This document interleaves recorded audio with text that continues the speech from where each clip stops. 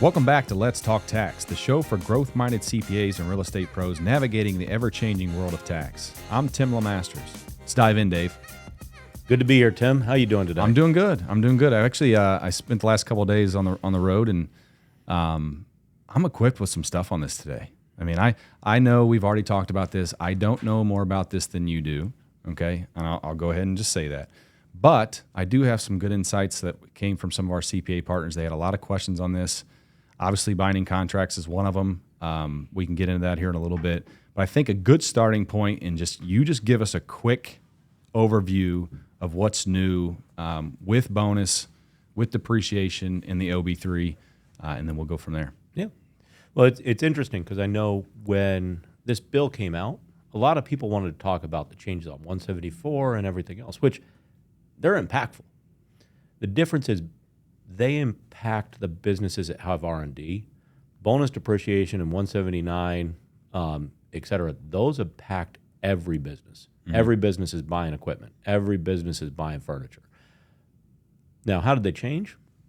Well, for years, we've had this bonus depreciation. So if we just take a step back, where did that come from?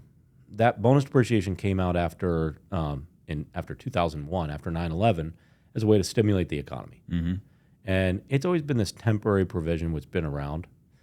This is the first time that it's been made permanent into perpetuity. So now we can plan that we're going to have bonus depreciation in 2025. We're going to have bonus depreciation in 2026. If they don't change the law, we're going to have bonus depreciation in 2035. So we know it's there. We know it's at 100%. And we also got some changes under 179 where they increased it to $2.5 million with a $4 million cap, and some other changes. But the biggest thing is that 100% change. Mm-hmm. But that's where it gets into that pesky contract rule that you were talking about, which I know you said we were going to talk about in a little bit. Yeah. So let's just get into it. I think it's, with what we have to cover and the time we have, I think it's good to just jump in. So I'm going to give you a couple scenarios, and just we can talk about those. So here's one. For example, I acquire a building in November of 24, okay? And we can talk about place in service date if you want. So I place it in service in November 2024 when I acquire it. But I have the intent of doing renovations to that property, say come February, March of 2025. Okay. Mm-hmm. Where do things fall in that scenario? Okay. Well, so that binding contract we mentioned, what it says is when we get the 100% bonus, it's only for properties subject to binding contracts written after January 19th, 2025, or on or after January 20th. So in your scenario, where you buy a building and place it in service in 2024, that doesn't change. Mm-hmm. That's going to be anything related to that building. It's either going to be 30, let's say, assuming commercial. You got 39-year for the building, land is non-depreciable, you got the parking lot as a 15-year asset. That parking lot's going to get 60% bonus because that was what was available in 2024. Okay. Now, you start your renovations in February of 2025. Well, assuming you're self-constructing them, you're paying the invoices as you go along, that renovation is all after that January 19th date. So anything that's bonus eligible for that will be under the 100%. So when you place that in service, you're going to be subject to it. Now, if we flip your description a little bit and we say, okay, I bought this building with the intent to renovate, so I put it into a CIP account. Okay. And I didn't capitalize it in 2024. Gotcha. Now, all of a sudden, that building's moving into 2025. That building, even though it's going to not be placed in service until, say, June when my renovations are done, the building is going to be under the old rules because I bought the building under a binding contract before this came out. So the building will be 40%. The building's going to be 40%. 2025. Well, yeah. But then the renovations, once again, if the renovations start after that date, they'll get it. Now, if the renovations start before that date, we get into some weird rules if the renovations start before it, where some of the renovations may be 40%, some of them may be 100%. And the cutoff date is January 19th. It's anything done after that date. Right, so it's January 20th, on or after January 20th, or after January 19th at all. The problem with tax law is that every time they come out with it, they use different terms. Sometimes they say after this date, sometimes they say on or after this date. But it's January 20th. Okay. Separate scenario. I purchased a personal jet. Okay. And Congratulations. yeah, thank you. Thank you, Dave. I'll let you use it.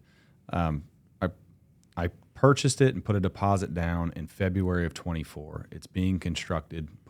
Obviously, I won't take possession of that jet until December of 25. Mm-hmm. Where do I fall? So you put it in 24. So there's some long lead time things. You're not in actually long lead time equipment there because it's less than a year. Okay.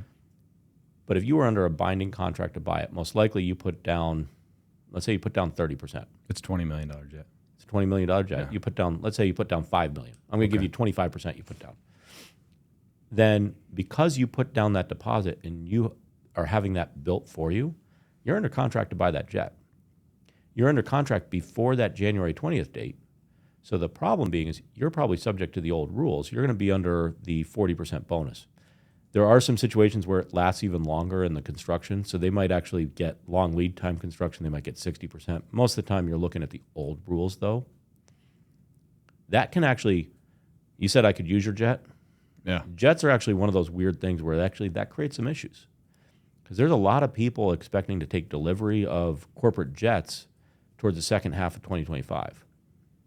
Well, you have to limit, and this gets beyond depreciation. I don't want to get into the details of it today, but you have to limit the personal use of that asset while you're depreciating it. So had you been able to get 100% bonus depreciation in the first year because you bought it, then you would have said, hey, Dave, we'll go on a personal trip in January of 2026 once I'm done depreciating it in 2025.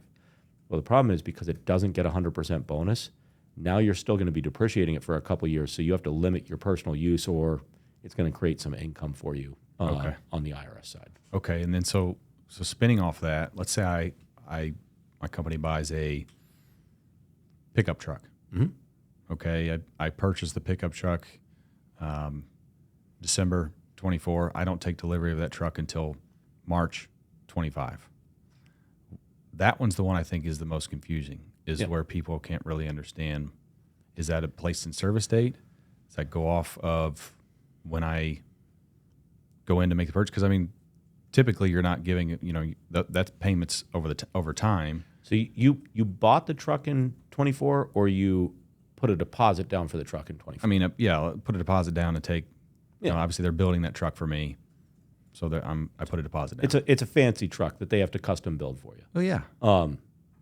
Most likely your truck is going to still get 100% because we have to look at the type of deposit you put down. So if you go into a GMC dealer, right, and you are buying a truck and they're ordering it for you, most likely you're only putting down $1,000 or something like that. You're not putting down on a $100,000 truck.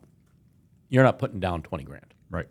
You're probably putting down $1,000 or something to reserve your spot in line. Mm-hmm. You can back out of it. There's no penalties. You might even get your $1,000 back.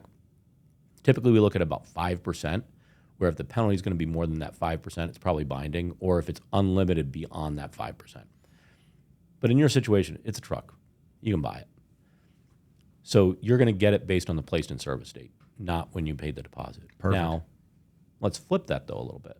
Let's not talk about a pickup truck that you're using for your personal use, it's a business truck. You're not going to inappropriately use your business truck for your personal use. No, I wouldn't do that. Let's say you are a landscaper and you want to buy a new cherry picker so you can go out and you can cut down trees.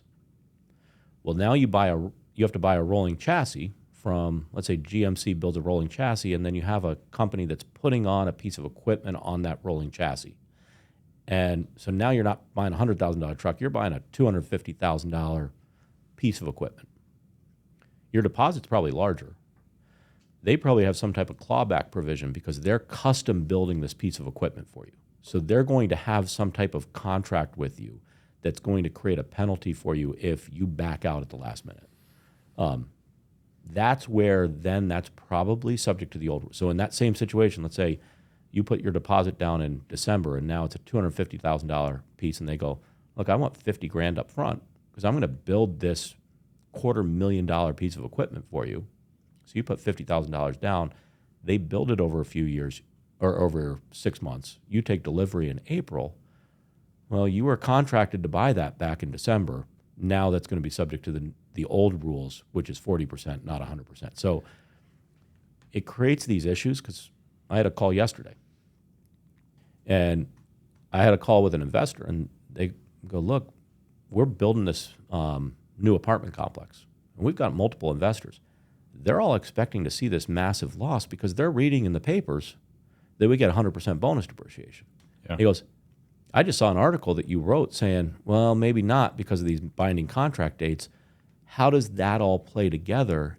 And are my investors going to be very disappointed at the end of the year? And it really is a facts and circumstances position. It depends on how far along it was at that date, et cetera. But in some cases, yeah, there's some people that are disappointed because they're expecting, back to the corporate jet, I know we're joking about it, but I've gotten 2 calls on corporate jets this week where somebody said, look, I've had a corporate jet being built. I'm expecting to write it off, and I have to be the bad guy saying, well, probably not right away. So, okay.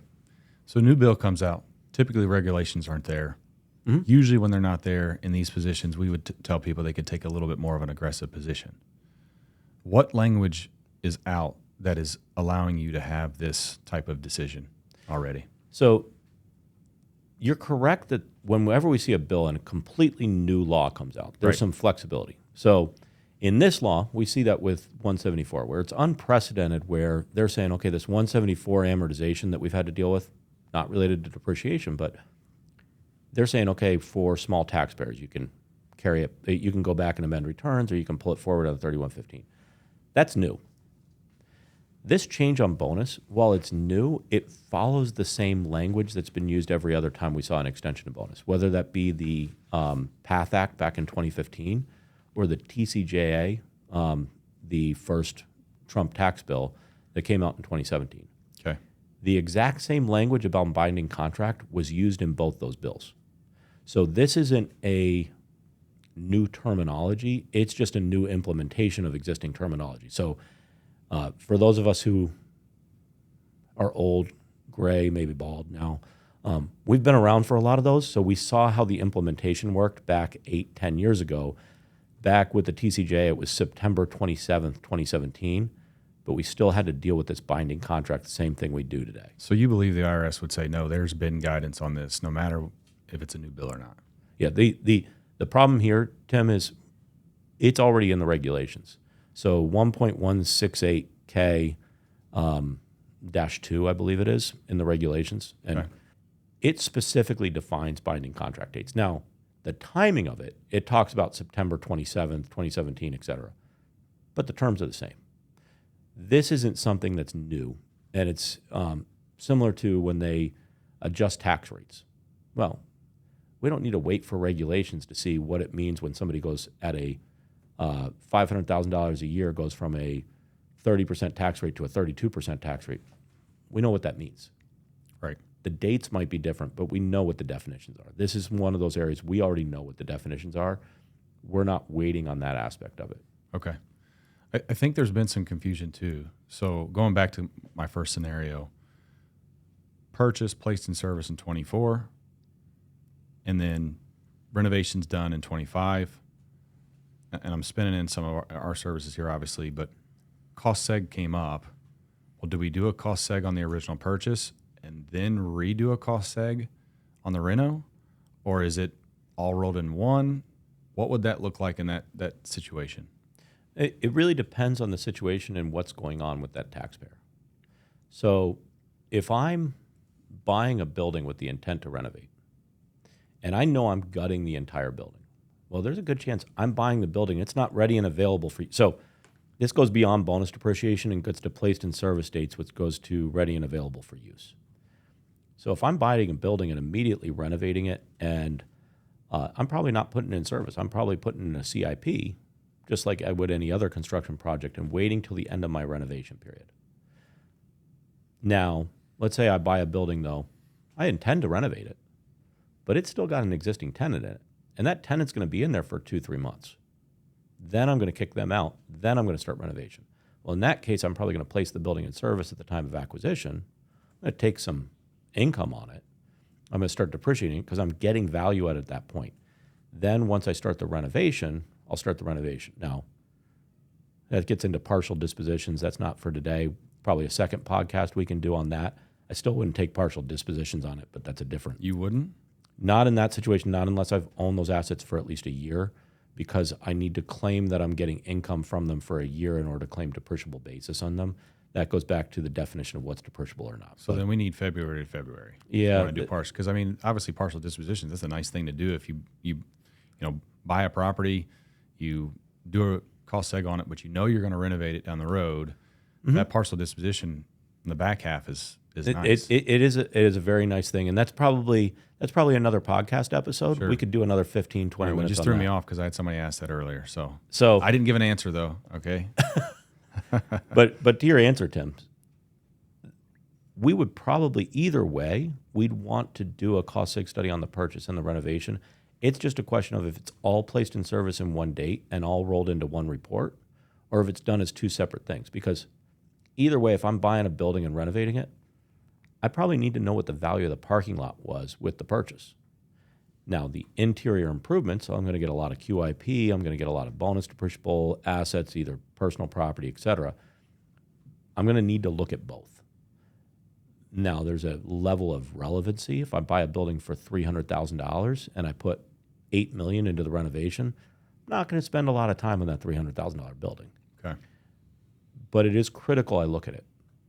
The one thing we didn't talk about there, though, as it goes to the binding contracts, in that situation, I might be binding to buy the building, but then I get into this thing called self-constructed, which even though I'm not a contractor, I own the building, I'm paying a contractor monthly to build out the building, I'm probably considered self-constructed. So in your original example where you said you bought the building in November, let's say you immediately start renovating it. Well, now there's an election under 168K that I can make where I can look at the components. So I started renovating it, and I immediately start renovating that building. I put in new lights, I put in new drywall. That's all done by that January 20th date. Well, even though those are QIP, or qualified improvement property, they're probably subject to 40% bonus because I did them before that date. Now in February, that's when I pay for my carpet. That's when I put in my cabinetry, et cetera. Well, because I look at those components separately from the QIP, now those get to be 100% bonus eligible. So I have to look component by component when it's self-constructed and then make an election under 168K. I think you really need to break that down and help us understand. Because if I do something in 24 was 60% bonus. 25 would have been 40% bonus. Let's dig into that a little bit and let's help our audience understand what you're talking about there. Yeah, the binding contract date defines whether I get the new 100% or I'm subject to the old rules. That's it. So under the old rules, let's assume this bill never came out. It wouldn't be that confusing. You buy a building in 24, you start renovating in 24, you place it in service in 25. We know that bonus was changing based on placed in service in 25, right? All we're saying is if that binding contract was in place before January 19th, I go to the old rules, which then placed in service in 25 means 40% bonus. Okay. If it's binding contract after that date, new rules, 100% bonus. So we are not, unless it's a long lead time equipment type situation, we're not going to see 60% bonus in 2025 on anything. Okay. Let's talk about the impact of 100% bonus. Because when I started here back in 2017, right before the bill came out, we were at 0% bonus. And I think it's really important to talk about the differences from that to 100% when you have a purchase, a new construction, any of those things, equipment, all that. Because we were still doing cost segs back then. I mean, we're still doing a high volume of cost segs back then. But I feel like once 100% bonus kicked in, it was almost like this thing ramped up. Can we help the audience understand where's like the cutoff, of when it makes sense, why it makes sense to look at a cost seg and other scenarios when it comes to depreciation? Yeah. I mean, typically, and you can pull up stuff on our website. Some things are going to say if you're spending more than $300,000 or you're spending more than $1 million, you're spending more than $750,000. Let's take that aside. Let's forget about that and go to your question on the relevance of 100% bonus. So let's just think of $100,000 worth of items that are 5-year personal property. Well, with zero bonus, I'm depreciating them over a double declining balance. So I'm getting 20% the first year, 32% the second year, et cetera. So over the first 2 years, I'm writing off 50% of that asset. So $100,000, let's say I'm at a 30% tax rate, about $100,000 worth of items, I just saved 15 grand over the first 2 years. Yeah.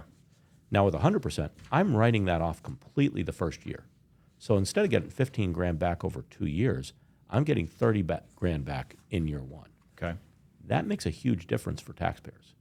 Now, if we change that to a 15-year lived item, like qualified improvement property, like land improvements, now all of a sudden we're completely changing the scenario. So you go out and you buy a warehouse, let's say. You're just buying a warehouse. You go, there's not too much to this warehouse. I just had a call with somebody today. They're buying a $30 million warehouse. Not a whole lot there, but we looked at it. The parking lot is probably at least 10% of the value of that warehouse. So they bought a $30 million warehouse. Well, if we do a cost seg study on it, there's $3 million worth of parking. They're going to write that off 100% in 2025. At a 30% tax rate, that just saved them almost $1 million the first year of buying that warehouse. That's going to save them significant, increase their cash flow. That's why some of these things can be important to look at, and it's important to get right. Because not only will it save me $1 million, but let's say I just go thumb in the air and I approach it. Okay. Well, if I understate it by $500,000, I just left $150,000 on the table. Right. If I overstate it by doing this and the IRS questions it, I just claimed $150,000. I just claimed $500,000 worth of deductions, more than the IRS says I'm allowed. So when we see 100% bonus, it makes getting the numbers correct through a cost segregation study that much more critical to make sure I'm not leaving money on the table, but I'm also not creating a risk for myself on that return. Okay. Well, since OB3's come out, what would you say is probably the number one thing that our CPA partners, and I don't want to say miss, but will have challenges with? I think there's a very much a question around this binding contract date. And unfortunately, it's because there's so much information coming at people that they're hearing, hey, you got to write everything off. You got to write everything off. So if they haven't filed their tax return, at this point, we're still on 2024 extensions. So if people that haven't filed their tax returns for 2024 are sitting there assuming they get to write stuff off for 2024, let alone people that were buying equipment in 2025. So understanding that binding contract date is critical because it's different than what people are hearing in the media. Is in the media, they're just assuming, to the example of your private jet that you bought, they're assuming I get to write my private jet off this year. So maybe they're not making their estimated tax payments. Maybe they're not doing these. The problem is we need to get that information out there so people understand the expectations they should have. And it's critical to get that right. It's going to be important to look at cost seg studies. We didn't talk about it today, but there's also this qualified production property, which is going to be the ability to write off a large portion of manufacturing facilities when they're built. That's a small window, though, right? It's properties, properties where construction starts after January 19th, 2025, subject to binding contracts again, and starts before January 1st of 2029. Okay. So you've got a few years, and then you've got about a year to place it in service. So it's a small window, but there's a few years out there. Okay. Well, before we wrap, is there anything that we missed that you think we need to discuss? No, I think those are the main things there. I mean, there's other changes in this bill, and it's going to be growing every day what people are interested in. I think this binding contract is probably the critical one now.